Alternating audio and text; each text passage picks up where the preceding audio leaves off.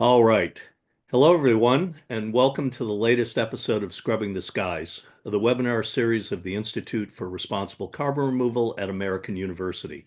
As always, I'm your host, Will Burns, and I serve as co-director of the Institute.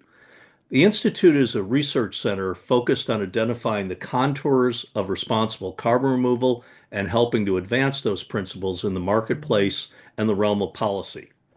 Now, one of the most pressing questions in our field currently is how to ensure that responsibly sourced carbon removal is scaled up in a pertinent time frame to help us effectively combat climate change. And as many know, and many are contending, there is consternation that the new President of the United States and Congress in the United States may make this effort even more difficult. This has led some to argue that subnational entities, including states and local governments, may have to play a greater role during this period, and also that these entities have a unique role to play in the field of carbon dioxide removal. Our guests today on the show focus on two initiatives in this context, the City CDR Initiative and the City CDR Purchasing Challenge. And so I'd like to welcome our two guests, Christian Havers Denut, who is project lead for the City CDR Initiative, as well as Chris Neidl, who serves as director and co-founder of the Four Corners Carbon Coalition. Welcome to both of you. Thank you, And Will. Great to with be here.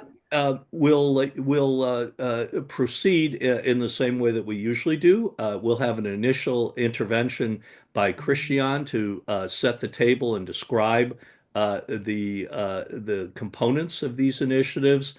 Uh, I will then, after that, seek to seed the conversation with a couple of questions, and then we will move to audience questions. So I encourage everyone to begin populating the Q&A boxes as soon as you have questions during the presentation. And with that, I will turn over the floor to Christian. Thanks so much, Will. Really great to be here. I look forward to this exciting conversation and appreciate the context that you just set out there, which definitely touches on one critical element of, the components, cities and CDR and how they go together. On the one hand, it's as you rightly pointed out, it is, from the governance perspective that cities have so far been largely overlooked as critical actors in the carbon removal space. So this refers to, the component of cities and CDR, where we look at cities as agents of change, if you will. And then there's this other aspect of this, which is cities as in the area, the urban area, having a massive potential for carbon removal, which thus far has also been largely underexplored and underutilized. And so against the background, not just of a American political context where, the federal government may not be as progressive when it comes to the advancement of CDR and the support for CDR. In addition, this is about sort of the global context where we see that science, policy, and sort of generally the market is still in an innovation space, and we need demand and supply to diversify, and bringing in cities as actors as well as areas for project deployment will help us ultimately mature this space over time. And I would like to just add an interesting aspect into the mix here, which is that, similar to how cities have often been characterized as laboratories for democracy, so we can apply this in this particular case where the narrative that we use for CDR, given the changing political environment, requires a certain overhaul, and which can be best tested at the city level, where city governments are so close to the citizens that we can immediately see the impact of such a changed narrative. And when I mean a changed narrative, in the case of cities, and I can take you later through sort of the historical thinking behind this, but in the case of cities, we are talking about selling the idea of CDR not for the purpose of CDR, but for the myriad other urban priorities that city governments currently face. And many of these priorities touch directly on citizens' lives, whereas obviously the removal of CO2 from the atmosphere, in an isolated sense, has little bearing on the individual lives of citizens and for that matter the electorate, if you want to politicize it. And so as we in the CDR space seek to come up with new narratives, new ways of selling CDR, so it is that cities can provide a critical arena in which we can test some of those narratives. And they are particularly relevant for cities because there are so many opportunities to embed CDR components in existing urban systems, from your, waste, so your demolition waste value chains to your solid waste, processing infrastructure, to your drinking water infrastructure, to your infrastructure, road transport infrastructure systems. All of these offer opportunities to embed CDR. And so we can think about this in terms of embedding CDR in related policies as well, policies that in and of themselves may have nothing to do with climate, right? And so this is one sort of aspect of CDR in the urban environment. Now, the other aspect is we can design CDR projects in such a way that they are not just suitable for the urban environment, but advance those other priorities across climate change adaptation and resilience, across air quality improvement, biodiversity promotion, and even in the more sort of social and economic domains by enabling city governments, for example, to establish carbon programs that allow them to sell credits and beef up their municipal revenue generation. And we can go on and on. And this city CDR initiative, which we'll delve into later in this session, will seek to unlock, the vast opportunity that the urban environment holds for CDR, so the area, as well as the many opportunities that city governments have as actors to advance CDR. And I'll pause there for a moment. This is a lot of information, so I look forward to the conversation, Will. Great. So maybe could you outline some of the components of the two initiatives that we're talking about here, and what you think this will look like? Will, if I could just quickly just intervene with one quick thing, kind of tagging on to what Christian brought up. I think with cities, you also have, it's appropriate timing for this call where we are, at the beginning of a second Trump administration. If we remember back in 2016, when we were pulled out of the Paris Accord, there was almost overnight a wave of hundreds of local municipalities and counties and towns that, in the sort of implosion of federal leadership, there were declarations of net zero commitments, climate emergencies. And in the time since, those places have developed sophisticated measurements of what do they have to do to actually reach those pledges. And many of them are further along than states and even their federal counterparts in doing the math and identifying the gaps in their own commitments that are basically prompting them to have to look at carbon removal in very specific and practical terms. And the other thing I would say is really kind of more cultural in a way is that, I love the expression that the urban sociologist Saskia Sassen, who's written so many great books on urban life, and when she talks about cities, she talks about this phenomena of how cities talk back to big ideas, particularly the large cosmopolitan cities, where they're not just takers of things or ideas, but they're the originators and the subverters of them as well. And I think, as we all know on this show, we're still at that phase in the life of CDR where people don't know what it is. There's a low trust, relying on a lot of big graphs that say gigaton in 2050. And that doesn't exactly translate necessarily to action for a lot of people we'd see as our allies. And so we look at cities, we look at certainly in practical terms, fitting CDR into infrastructure, as Christian just mentioned. But just through the process of that engagement, cities can really talk back and I think sort of shape the very fundamental meaning of what we even mean by CDR and why we want to do it. And I think as a movement, we're in desperate need of more dimensions added to the argument in the case. And I think we'll be finding those in cities. So just wanted to add those 2 points. Great. Thanks for that, Chris.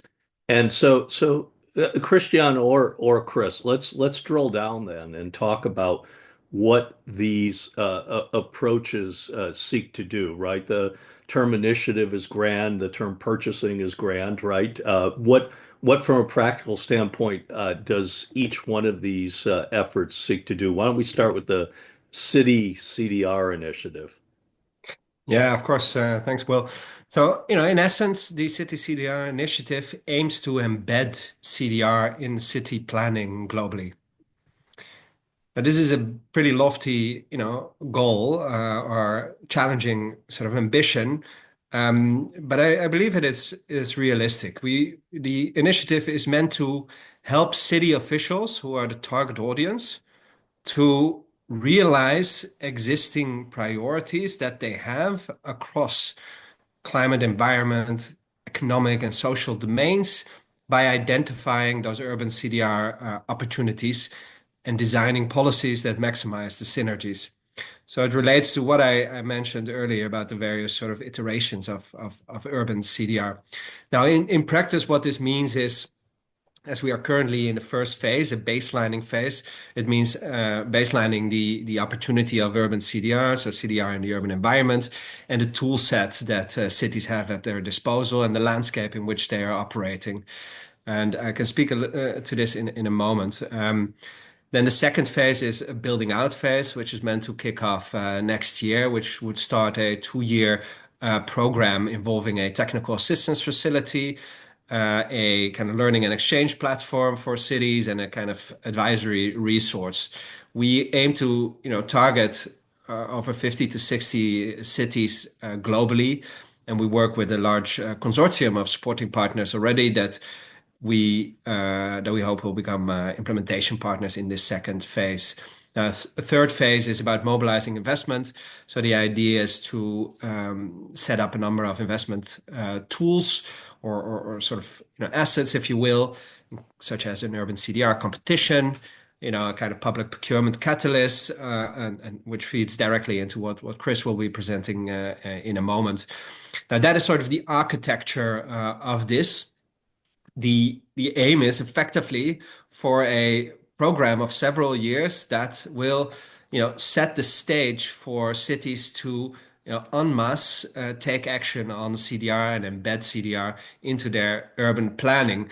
Now, after 4 years, in principle, the city CDR initiative could cease to exist in its current shape or form if the associated city networks that we work with, including the leading ones like C40, the Global Covenant of Mayors, and others that we are engaging, have adopted our outputs as part of their sort of standard programming.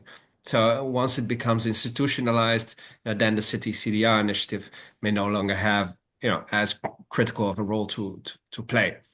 So that's sort of the architecture. That's the long-term objective, and the kind of governance of this is that we work with a whole host of supporting partners. Currently in the baselining phase, most of them that we work with are sort of CDR related players. They include the likes of Carbon 180, Carbon Gap, the RMI, Carbon Removal Standards Initiative, Carbon Removal Canada, Carbon Removal India Alliance, and Bellona, a number of others alongside those city networks that I mentioned.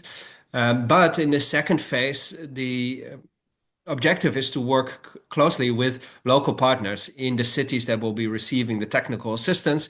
So to not only build capacity within those city governments, but also within local, CDR, or prospective CDR ecosystems, I guess you could call it, right? And funding will be dedicated to that end. Now we are very much still in a fundraising spirit.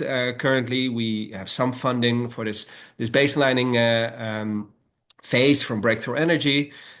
We received some funding from the XPRIZE Foundation previously, which is, by the way, also a supporting partner.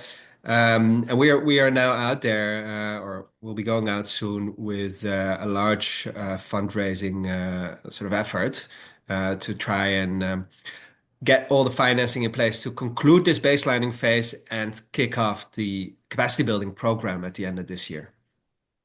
Okay. Um, Tell me a bit about the toolkit, as it were. What does that look like, right? Because I mean, I would think one of the challenges is obviously there's no such thing as a one size fits all, right, for different localities in different parts of the world and different technologies, right, and different priorities. But what are some of the key components of the toolkit that you envision would be helpful to communities wherever they are and whatever they're seeking to do? Yeah, of course. So, when you say toolkit, I guess we can look at this in a few ways. One is sort of, let's say, the knowledge and the hands-on, sort of the practical applications of that knowledge that we're generating under this baselining phase. And so our outputs are going to be, such very practical instruments as fact sheets that identify cross-policy synergies. We aim to put out a number of fact sheets that look at the technological ramifications of various urban CDR value chains, so project value chains.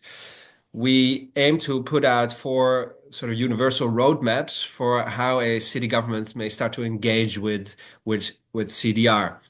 And there's a number of those sort of very hands-on outputs that over time become a repository of tools that city governments, city officials can effectively make their own and apply to their individual situation and sort of run with, if you will. There's a number of handbooks on the horizon, though we are seeking funding for that still, such as a handbook to set up a carbon removal purchasing program, public procurement program, or actually a carbon project development program, and a handbook on guidance for how to account removals as part of your city inventory, because small note, there is no such guidance. The GSG protocol has no guidance to Mhm. cities on how to account for removals in their inventory. The SBTI allows for science-based targets to be set by cities, but it doesn't evaluate them. The CDP asks for reporting of removals, but provides, again, very little guidance. The EU is currently developing something as part of a program that's called the EU's 100 climate neutral cities mission by 2030. And they are developing such a guidance that we are feeding into as technical experts. But those are a number of sort of handbooks that we're putting out. So that, if that is what you were referring to in terms of a toolkit, sort of that is the set of tools that we are going to put out. But we can go into a different direction, which is what we are exploring, which is what are the actual tools that city governments have at their disposal.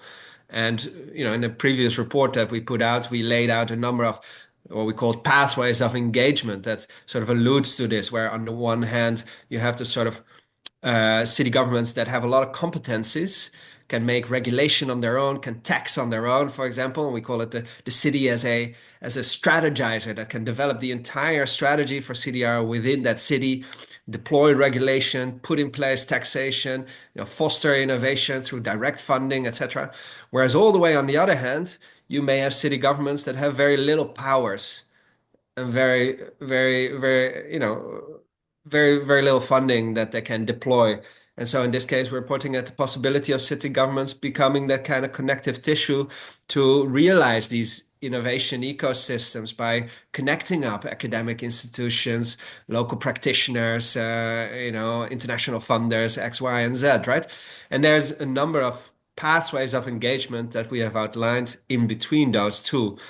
But concretely, if we are talking about sort of regulatory tools, which is what we are investigating now. So, we're still sort of looking for that. But you can imagine that using public procurement tools, not in terms of procuring credits, but in terms of the materials that a city government may need to purchase in order to supply the real estate that it manages, right? Or the kind of general sort of urban planning or land zoning instruments that cities have at their disposal, where again CDR can be embedded. Now, we can go on for a bit, and this is where I think the interesting piece lies, is sort of what are the, at a granular level, what are the tools, the instruments that cities have that they can wield, to advance CDR, and currently have obviously no inkling of doing because they don't understand CDR, let alone how to apply such instruments. Yeah, and Will, I can add one other thing to that. Yeah. Christian described that this is a network of cities. That structure in and of itself is a tool, because Right. when you have cities, unlike the higher you go up, there's real practical horizontal sharing collaboration between cities, whether there's cities that have similarities in different regions and face similar problems, or they're all within a region and for very practical reasons, they have to work on a regional basis. So that open conversation formally and informally between cities is quite a unique power. So if we're to pursue with this, rather than sort of one-off technical assistance contracts with individual cities, it's more than the sum of its parts. A big value is to be able to have Stockholm talk to Boston or San Francisco talk to Boulder. And then you can also have best practices that arise through that, because it's premature to list these specifically right now. But as this unfolds and we start to identify what those opportunities are, you start to get down to really granular rules, regulations, and guidelines. They can be anything from how do you use carbonate in concrete in the city and get it approved by the Department of Buildings, or how much biochar should I use in this temperate on my green spaces or for my tree things. And when we have individuals leading, whether it's a Minneapolis on biochar or a Boulder on one other thing, they can develop sort of model regs that can then be published, shared, and adapted by other cities. So I think it's the relational aspect through the network is kind of the special sauce with what we're pursuing here. Yeah. And I've got a bunch of questions then that kind of grow out of that. First of all, how are you identifying the cities that you'll target? And are you looking at cities that cut across the ideological spectrum, right? Like when I hear Boulder, when I hear Stockholm, right, I'm thinking of a certain kind of progressive leaders on climate, and obviously we need others that see interests in carbon removal that may go beyond the climate sort of benefits. How are you? How are you identifying the cities that you're targeting, or is it more of an organic sort of process once you start putting out the materials from the initiative? Yeah. Well, I'll answer that question, Will, and then maybe let's let Chris give a little bit of color to the procurement initiative, the challenge that he's leading, and how he's engaging cities for that, because at least as it stands, they are sort of standalone efforts, right? Though that might change in the future. So in our case, in the case of the City CDR initiative, as part of this baselining research, we are engaging cities to take part in the data collection process, really to ground truth our assumptions. And so this is a very initial step, right? And in that context, we've taken the view of beggars can't be choosers, because it's not the bread and butter of most cities, and so to get cities engaged in the first place, is already a hurdle to take. Now, that being said, we are currently securing cities from all over the world, though mainly in the global north. And I would say, they all fall more or less sort of in the bucket, in the following sort of five buckets. There are, let's say, the big cities, the cities that, just feel out of the need of being innovative and staying on top of things, that they just have to be part of something like this, right? Then there are the innovation focused cities. They are the cities that want to position themselves as innovation hubs in order to attract the talent and the investment. That could be because maybe they have seen previous innovation waves pass by, and now they want to sort of hook onto this. I mean, think about this San Francisco's of this world, right?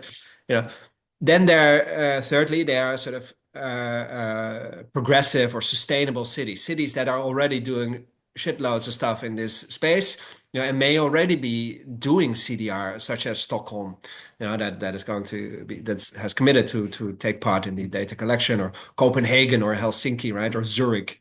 All of them are sort of in that bucket. Now, then there are cities that are facing, extreme impacts from climate change, that are sort of on the front. So let's call them frontline cities.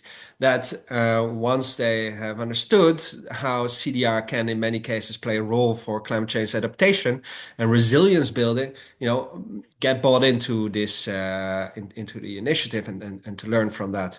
Now, those are sort of the four categories of cities that we identified, and maybe there's a fifth one that we're missing.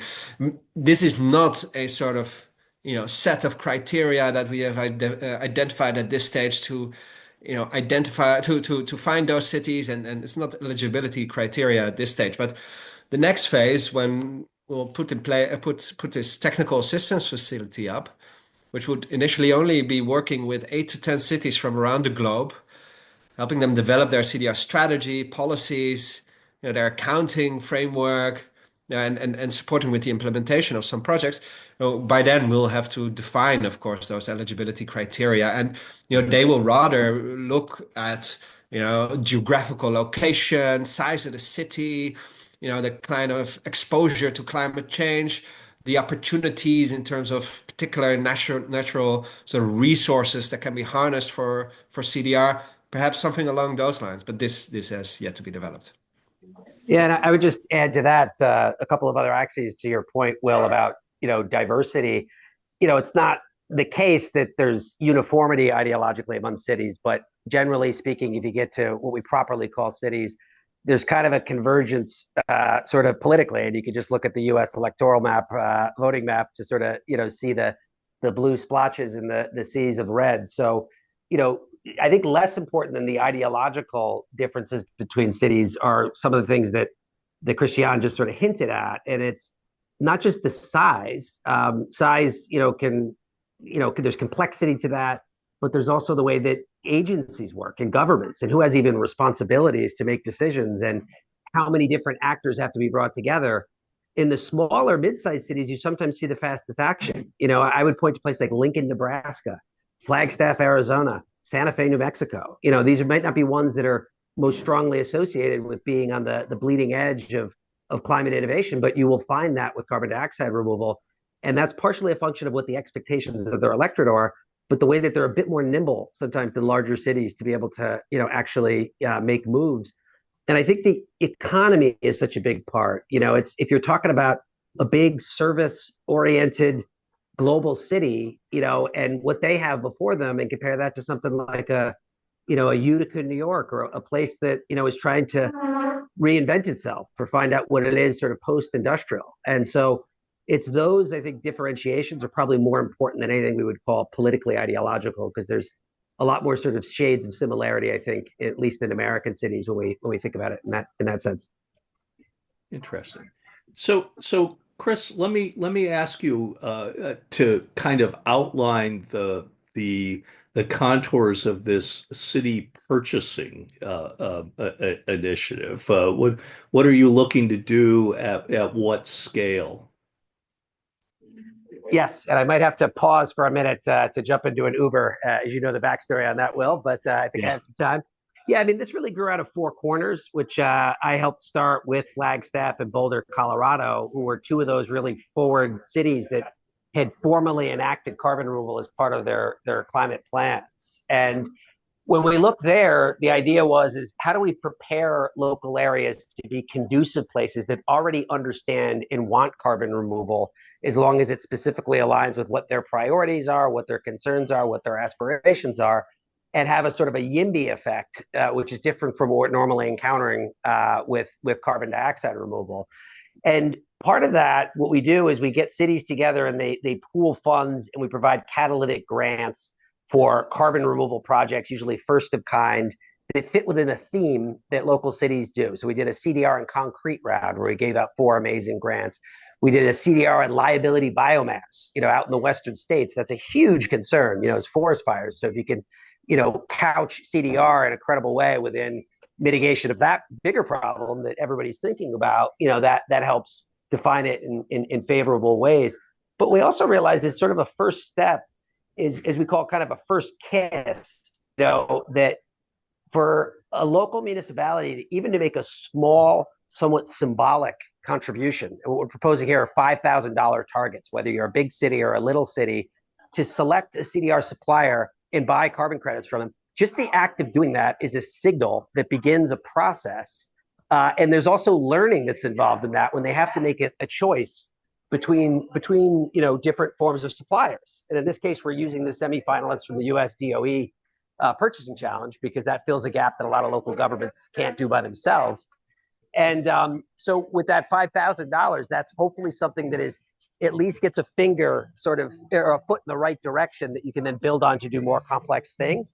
But the other thing I'll say in terms of politics of that, a huge problem we have right now, obviously, is that nobody knows how to visualize what we're even talking about. And that certainly applies for state level policy.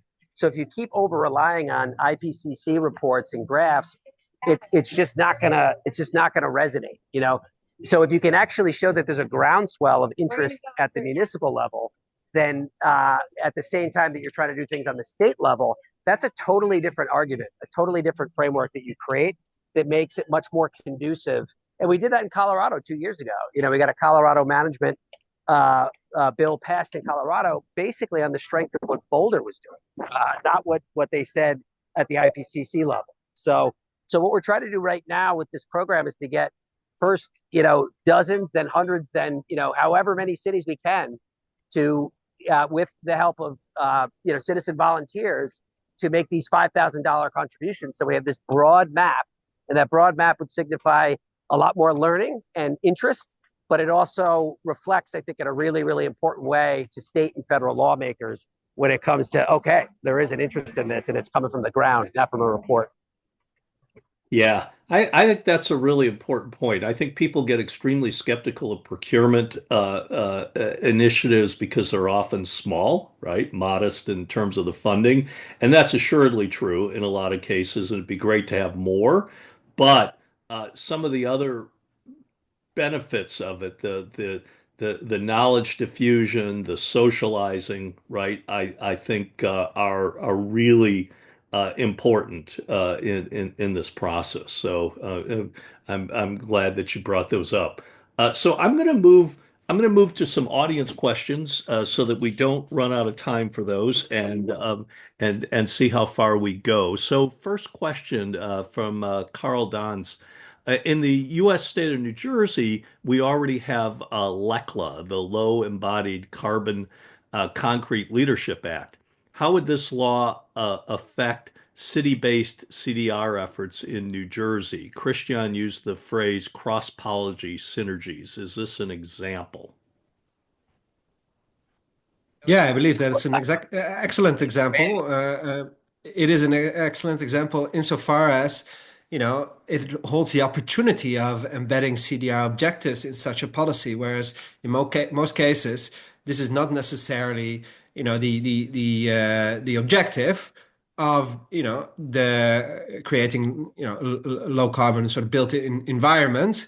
But it is a major opportunity. I mean, a recent study that came out estimated the potential for CO2 storage in the built in sort of construction products upwards of 16 gigatons annually. Now, I guess was the first global assessment, and who knows what exactly the merits are of this study if you sort of scrutinize it in detail. But in any event, what it put out there was a critical point, which is that the storage of CO2, in the built environment, in buildings themselves, construction materials, is it holds a major potential that is not, fully accessed. And using such legislation as what what was mentioned here to unlock this storage potential and on the fly realize removals when the CO2 that is stored is of an atmospheric or biogenic origin, clearly is an example of realizing cross-policy synergies. Yes. Yeah, and I would just add to that. I wrote that bill that Carl just mentioned in New York and then in New Jersey. And one of the things that's really interesting about that bill, as the letter of the law there, doesn't really directly move the needle forward that much. But what it does do is it introduced in statute a definition for carbon utilization from the air or biogenic sources. And that was part of the thing that we were socializing in the bill. Why the bill, technically speaking, does other things, it's important just to get it into the bloodstream of a local place, and you can leverage that later. And Will, you know all about that, just the importance of getting it into the collective vocabulary, for lawmakers and agencies. And that bill was sort of a foundational block, I think, at least in New Jersey, where we can have other discussions about CDR and storage of the built environment just on the back of that first bill. Right. Okay, so here's a little bit of push for you from Edith Katz. She says, uh, "What kinds of CDR are you proposing? Nature-based or mechanical solutions? Fossil energy source CCS? What are you asking cities to do?" She's looking for a bit more granularity. Yeah, of course. Well, this is first and foremost an all of the above approach. So that means everything that involves that is, from a science-based point of view, to be considered a removal. If you would apply a LCA to it, right? Let's start there. But it includes temporary removals to, hyper-permanent removals. That is to say, it includes everything from reforestation and afforestation in the urban environment to, enhanced forest management and land management practices to the deployment of biochar on land or enhanced rock weathering in for the purpose of creating sort of blocks of bulk material that can be used at in coastal areas to counter erosion.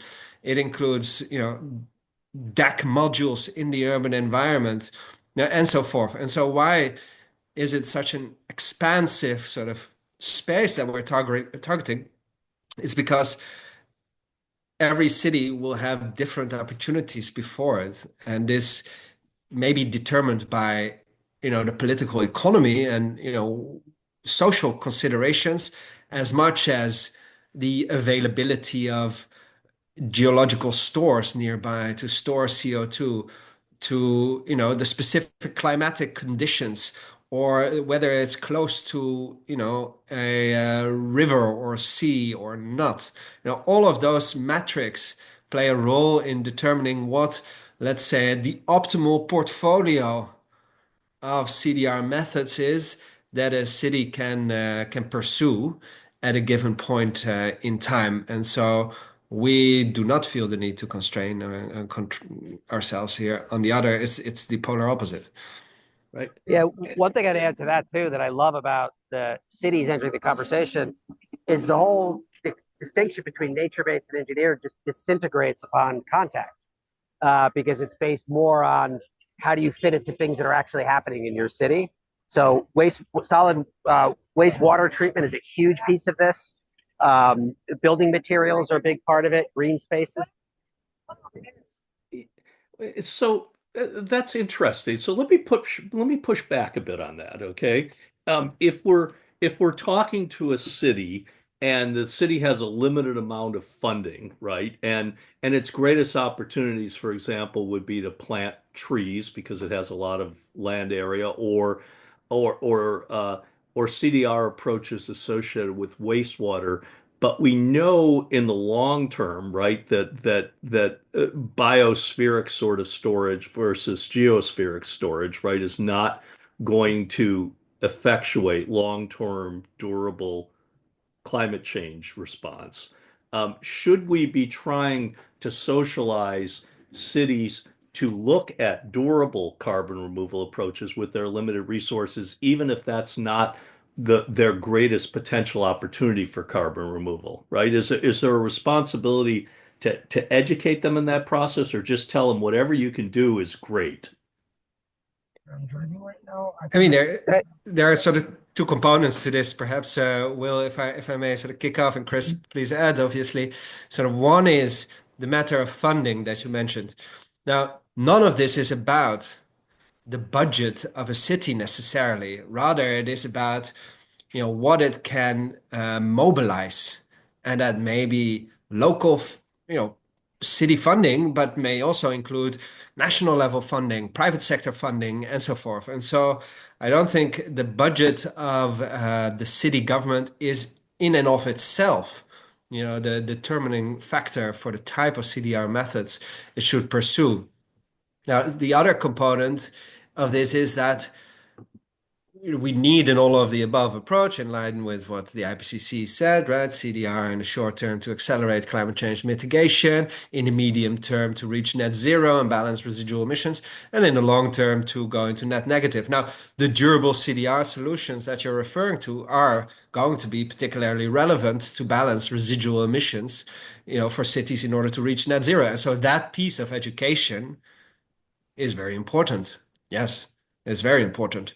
But I would warn strongly against, emphasizing the two cities, who are just getting started with this, really, right? That only durable CDR solutions will make the cut. No, all of them fulfill their own respective, purposes, and we want city governments to start first and foremost advancing CDR and exploit the entire gamut of opportunities before necessarily forcing them into a specific direction. Yeah, and I would just add to that, Will, is I do think that some of the, just through our analysis right now and what we see is already beginning to kind of take shape, some of the applications that are most primed for cities actually are on the highly durable side of the, of the spectrum there. So if we're looking at pyrolyzing, Right.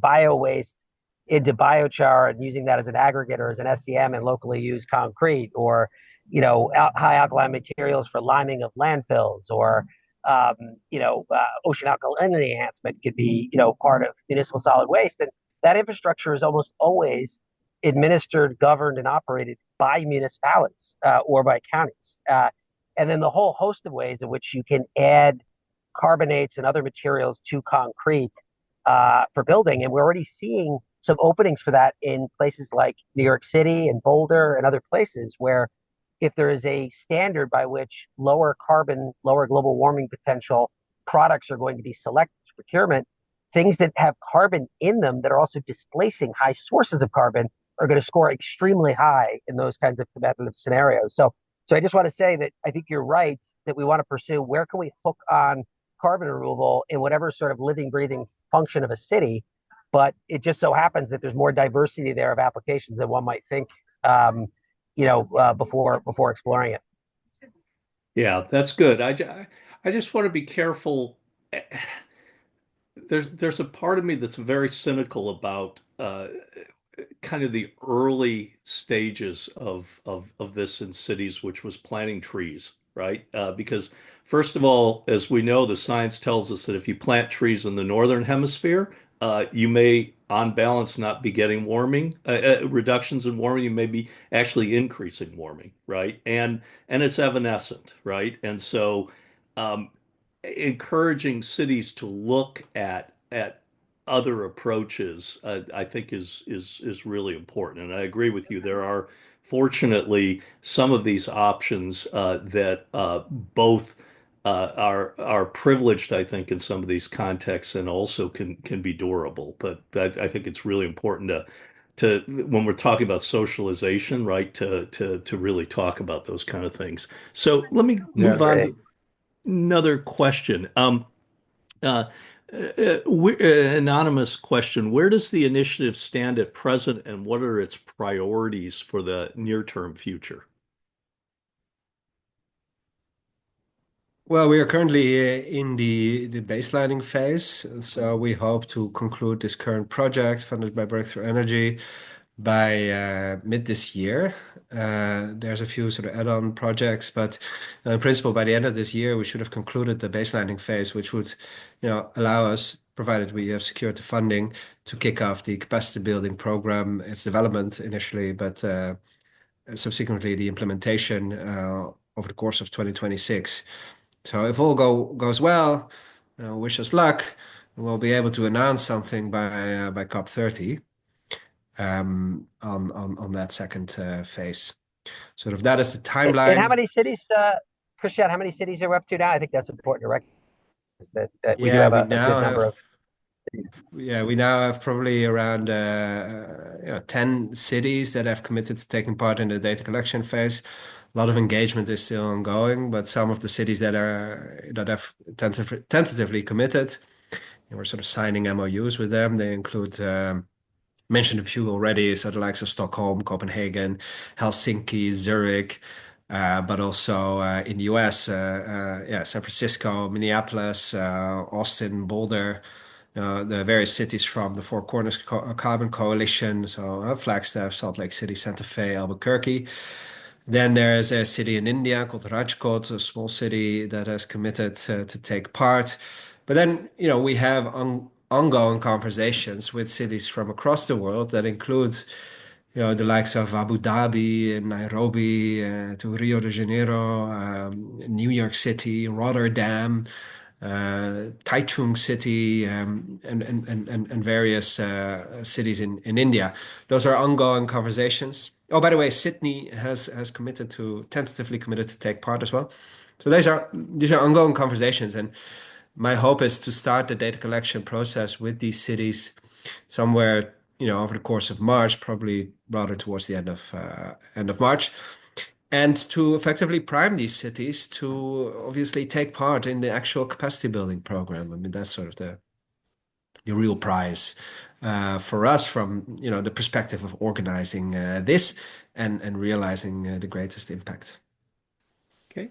Next question from Duncan McLaren. Could our speakers run through the co-benefits they see for cities in adopting specific CDR techniques and comment on whether this will boost the carbon benefits or put them at risk, such as by selling credits that legitimate emissions elsewhere? I mean, this is a big question. Yeah, I mean, I could go That's so many. Yeah, I mean, I think giving specific it's examples that difficult. are quite different might work, right, Christian? I mean, one that I'm really interested in, it's kind of taking off in different municipalities in the US or municipal biochar programs. But if you look at the kinds of problems that biochar can solve locally, it varies very much. I'm based in Austin, Texas, where we have chronic droughts.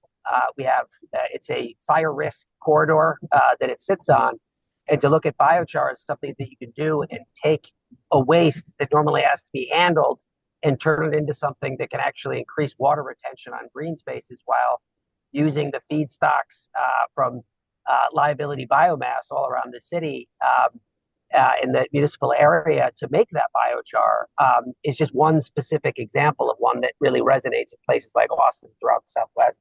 But we can come up with a bunch of examples, Christian, if you want to list any off.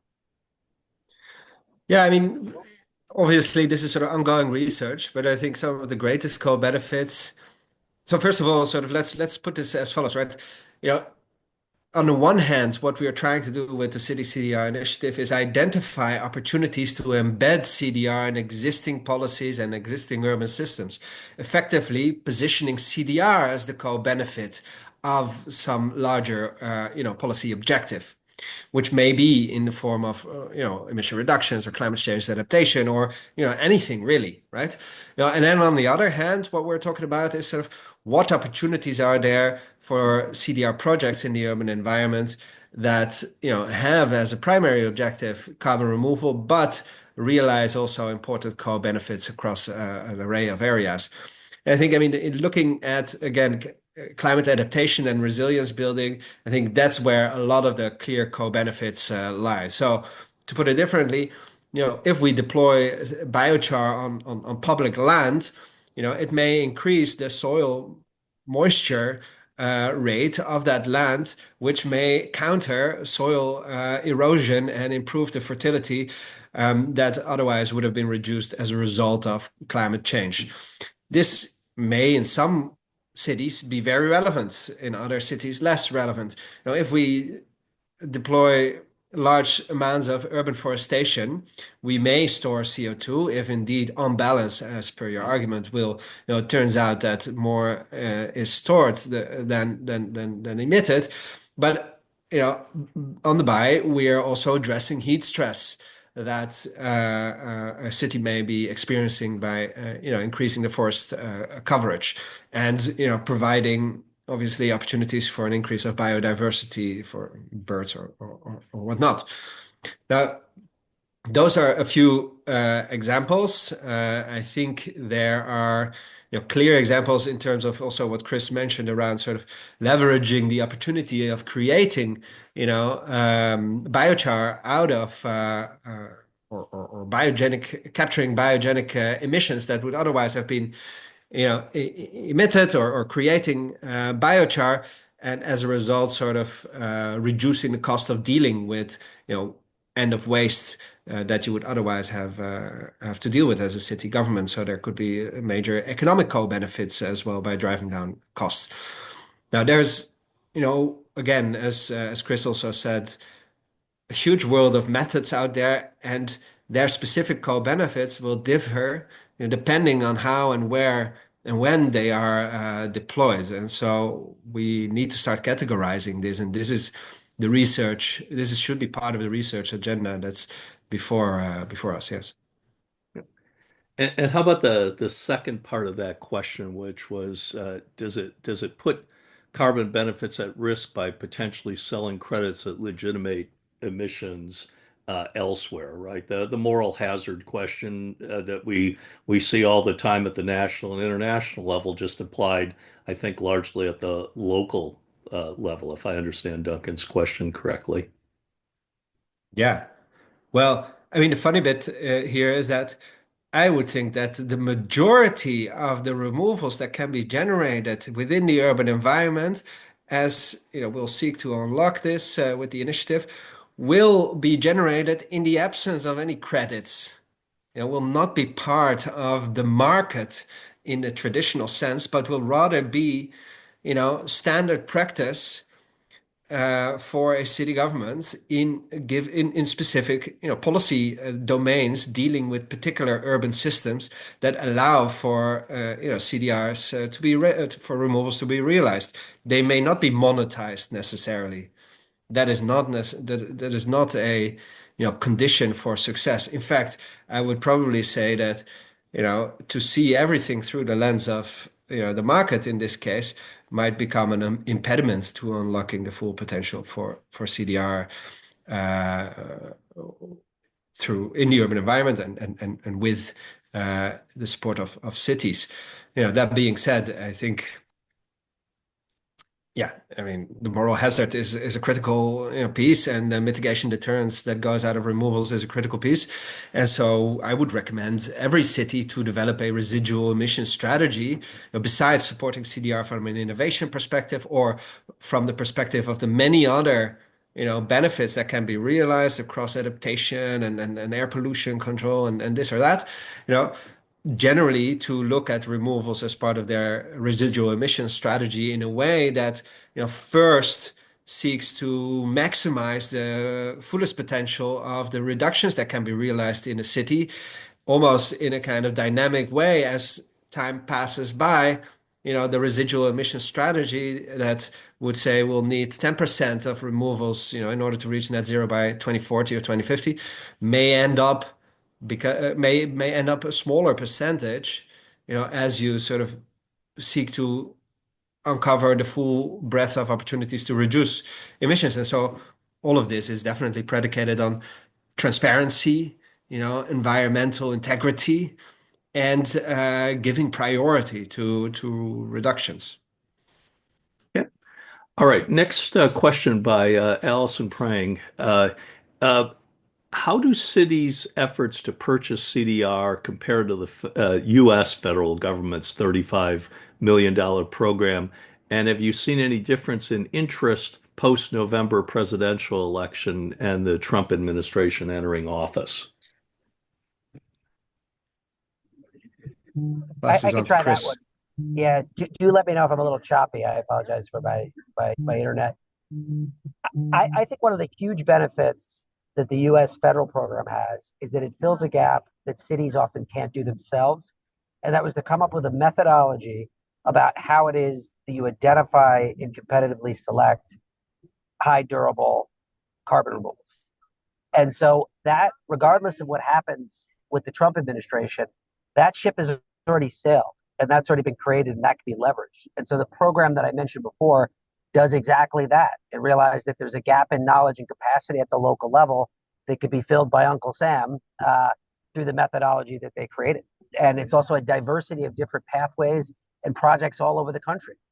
And so I think that you could see cities really using what the track that has been laid by the Biden administration under the DOE as their sort of rubric for making their own decisions. And that's a very trusted one that they can take to their constituents rather than, where there's more barriers. I think if you're talking about something that's just a voluntary standards maker or marketplace. But we look at the federal program giving birth to a wave, hopefully, of things that will happen at the municipal level. And that's exactly what we aim to do starting, at the end of the month when we go live with the program.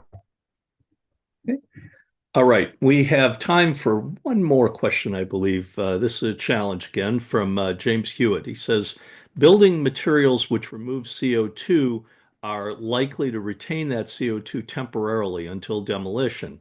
Proposing them would therefore be counterproductive, especially if it's likely their supply chain, production to construction, is likely to be associated with more emissions than they temporarily remove. What do you think? Well, I hope that my internet is strong enough because I would push directly back on that as well. Because if you're talking about concrete, the reality is whether that demolition concrete goes into a landfill or not, in most of these cases, it's chemically locked into that concrete. If you're moving that waste material around, it doesn't release the carbon unless you're heating it up to 1200 degrees. But the very thing of recycling waste concrete and taking the alkalinity from it is itself a carbon removal pathway. So if he's speaking about specific types of building materials, but the one that accounts for the largest amount of embodied carbon in the built environment, concrete, that is generally not the case. It's a very durable storage, regardless of where that actual concrete winds up in its full life cycle. All right, I think we have one time for one more actually at that point. Important question here from Leslie Aguayo. How do you envision cities leveraging CDR to advance environmental justice goals? Chris, if you want to have a stab at this. Yeah, it depends on what we're talking about when we're talking about environmental justice. It's a very, very large term. If it talks about, protecting frontline communities from harms, that itself is a very complicated subject. But I think that the key thing is that when you're talking about the local government, you're talking about very specific environments where you know what the harms and the risks and the liabilities are. And what we always say is you draw a bright red do no harm around that. And you're able to talk about it in very specific ways with communities in ways that you can't do at higher levels of government. So again, very big cover. We could talk about that depending on what the asker of the question means specifically around environmental justice. If there's time, we could maybe get into it, but we might be out of it. All right. Unfortunately, there is not time. We've reached the top of the clock. Christian, you have anything to add in that context? Yeah, I would just like to add that, if we look at this from a sort of global perspective rather than an American specific perspective on environmental justice, that is, I would say, sort of very, particular and cultural to this country. I would say from a global perspective, our ambition is to ensure the universal empowerment of cities, in the carbon removal space and help them unlock these many benefits. And so we are targeting cities from the global south as much as the global north, and they are facing entirely different challenges and opportunities as well when it comes to the topic of carbon removal. And then developing a shared narrative, around urban CDR that all of these cities and places and peoples can feel part of is going to be, I hope, a big contribution from a global environmental justice perspective. All right. We're going to have to end it there. I would like to thank once again Christian and Chris for coming onto the show and discussing these two initiatives. I'm sure there'll be lots of follow-up conversations to be had in this context. And thanks to everyone who joined us in the audience today and for the thoughtful questions. We will be back in a couple of weeks and hope you can join us again. And so, with that, I will say for now, goodbye.